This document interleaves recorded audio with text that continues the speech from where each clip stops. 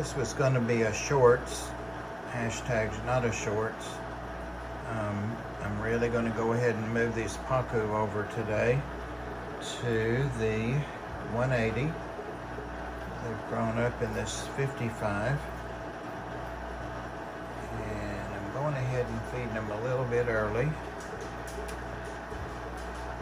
What they're eating there, as well as the other fish, are omnivore pellets, which I've used for several years to feed my fish. I think they're made by Hikari.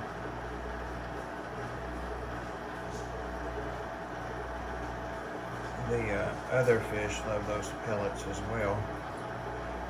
So I think the move will be uneventful as far as any injury to me or the fish. Or that one's so hard I can't even break it. That's omega-1 veggie wafer. And that's what Dharmavahaka loves. It's what she loves to keep her beak trimmed down with. And these guys eat them like they're candy. There's his second one. That was the smaller of the two. Usually the big one gets, there we go. The big one has one and the smaller one has two.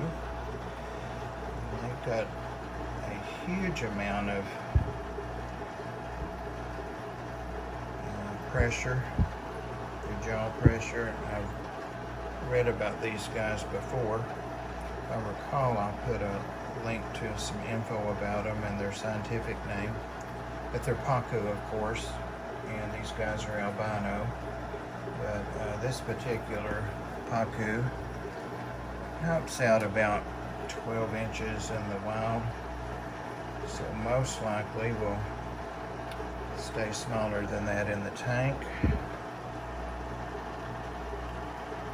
can see I have to feed the other fish other items. These guys also had an apple core, a yellow apple core this morning. I had cheese and sliced apple with my coffee, and they chopped the core up into 5 or 6 pieces and they demolished that. The silver dollars had some of that too. That guy has a messed up eye. He has since he was little. Yeah, these guys were smaller than the silver dollars when they went in this tank. And now you can see they're a little bit bigger than the silver dollars. They are as big as some of my Sevrum, but I don't think they're any bigger than any of the Sevrum. They'll be very close, but I don't anticipate any problem at all. I think they're going to be a little bewildered and a little confused when they go in the 180. There are some smallish fish in there that I'm going to keep a close eye on. Of course, it only takes one bite. I think these guys are a pair, if not they're buds. So okay, this is 4 minutes of just rambling and showing them eating, and I will try to get them out of here without hurting them. Get them over to the 180 and do a follow-up video.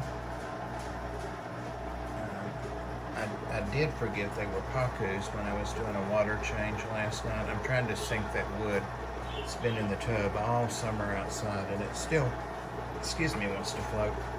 But yeah, I was vacuuming around over there under those things and put my hand down and moved things around, and then it occurred to me those Pacu are at the other end.